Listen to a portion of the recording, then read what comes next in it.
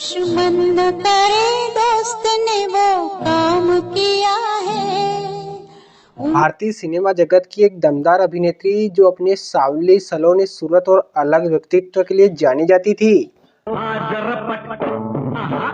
रपट जाए तो हमें ना उठाइयो। खूबसूरत बड़ी आंखें और तीखे नैन नक्श और कई फिल्मों में बिना मेकअप के नजर आई। बाप जी सरकार, इस गांव में आदमी यहाँ पानी पीते, जानवर सब वहाँ। इन्होंने सिर्फ 10 साल में दर्जनों हिट फिल्मों में काम किया और ढेरों अवार्ड अपने नाम किए।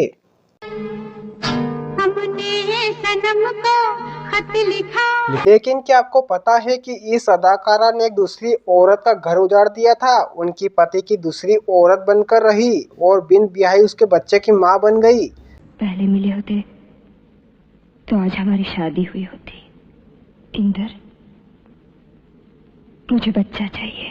और क्या आप यकीन करेंगे कि इसी वजह से इनकी मौत के बाद इनका अपना बेटा इनसे नफरत करता रहा और अपने नाजायज माँ बाप के सरनेम को अपने नाम के आगे से हटा दिया। उम्र भर का गम हमें इनाम दिया है। कौन थी ये अदाकारा और क्यों इनकी लाइफ इतनी कंट्रोवर्सी से घिरी रही, बताएंगे और भी बहुत कुछ। बने रहिएगा हमारे साथ। तो आज की वीडियो में हम बात कर रहे हैं 70 और 80 के दशक की मोस्ट टैलेंटेड अदाकारा स्मिता पाटिल जी की। अपने दमदार अभिनय के लिए जानी जाती थी।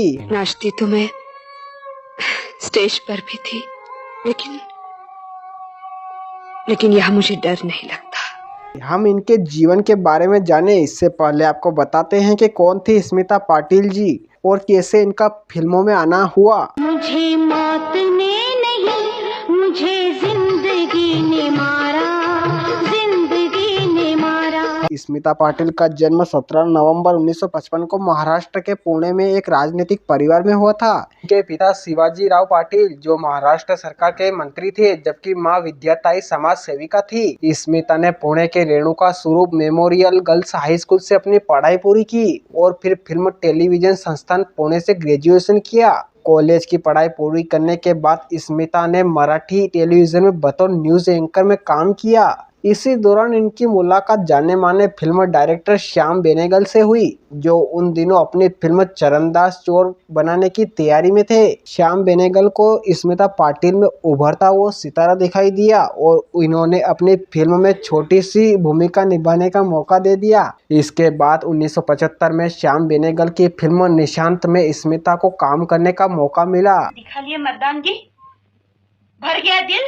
फिर 1976 में मंथान, 1977 में फिल्म भूमिका से एक सशक्त अभिनेत्री के रूप में सामने आई। फिल्म मंथान में स्मिता पाटिल के अभिनय के नए रंग दर्शकों को देखने को मिले और ये फिल्म बॉक्स ऑफिस पर सुपर डुपर हिट साबित हुई। साल 1977 में रिलीज हुई फिल्म भूमिका में दमदार अभिनय के लिए इन्हें नेशनल अवार्ड से सम्मानित किया गया। मुंशी प्रेमचंद की कहानी पर आधारित सदगति इनकी बेस्ट परफॉर्मिंग फिल्मों में से एक रही। इन्होंने 1980 में प्रदर्शित फिल्म चक्र में झोपड़ी में रहने वाली महिला के किरदार को सिल्वर स्क्रीन पर इस तरह से प्रेजेंट किया कि इसके लिए इन्हें दूसरी बार नेशनल अवार्ड दिया गया। रामी, तेरे को मुर्गी खिलाऊं, कुत्ते को ना खिला दूं? जा झाड़ू लगा। 80 के दशक में स्मिता पाटिल ने कॉमर्शियल मूवीज की ओर रुख किया।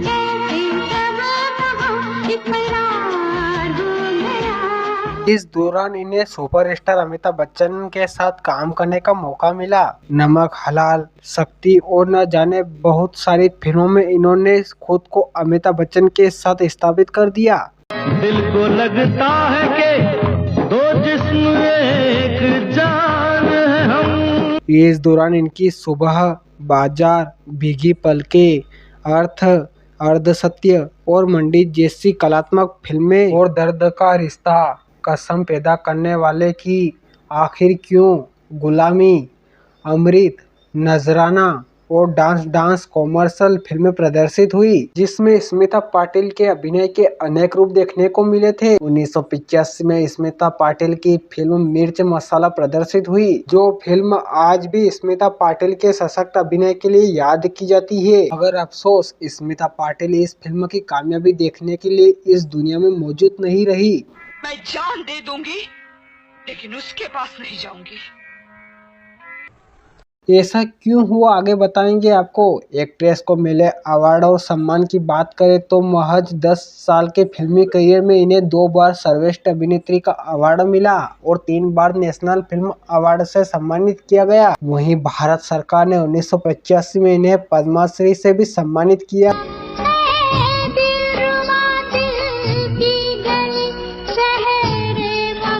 बात करते हैं स्मिता पाटिल की पर्सनल लाइफ की, तो एक्ट्रेस की निजी जिंदगी में कंट्रोवर्सी भी खूब रही, जिन्होंने मौत के बाद भी इनका पीछा नहीं छोड़ा। इस गुनाह जुर्म मैं बराबर की शरीक हूँ। दरअसल आपको बता दें कि स्मिता पाटिल के नाजायज रिश्ते बॉलीवुड के जाने माने अभिनेता राज बब्बर जी के साथ बन गए थे और दोनों लिव इन रिलेशन में रहने लगे। Good morning. Good morning. Good morning करने का तरीका है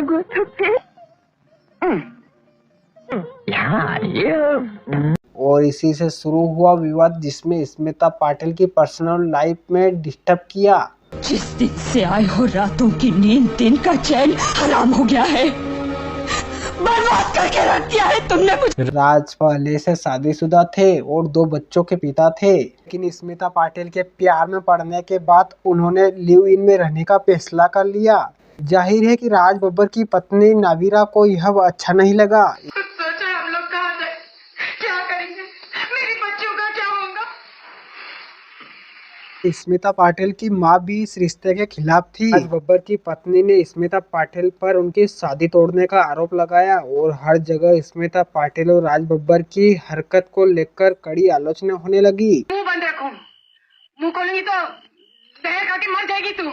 जानकार बताते हैं कि उस समय मीडिया में भी इस खबर को प्रमुखता से छापा गया और स्मिता पाटिल को दोहरे चरित्र की महिला का करार दे दिया गया, जिनकी कंथनी और करनी में बहुत फर्क था। पाल पोस कर तेरे को बड़ा करी, मैं कुछ नहीं लगती तेरी, कुछ नहीं, अब मेरी कुछ नहीं लगती। साथ में ही राज बब्बर में भी खूब सवाल पूछे जाने लगे थे। कीर्ति मेरी बेटी नहीं है, कीर्ति आचार्य की बेटी है, कीर्ति आचार्य। चुप कर कमीने। सबसे ज्यादा बवाल तब मच गया जब स्मिता पाटिल प्रेग्नेंट हो गई और अपने बच्चे को जन्म देने का फैसला कर लिया। सूत्रों के मुताबिक अपने बच्चे को जन्म देने के बाद स्मिता पाटिल ने इस रिश्ते से अलग होने का मन बना लिया, क्योंकि एक तो वह राज बब्बर को अपनी पत्नी को तलाक देकर स्मिता को अपनी पत्नी का दर्जा नहीं दे रहे थे, तो वहीं दुनिया वालों से तंग आ चुकी थी। इस तरह राज बब्बर और स्मिता पाटिल के रिश्तों में खटास आनी शुरू हो गई।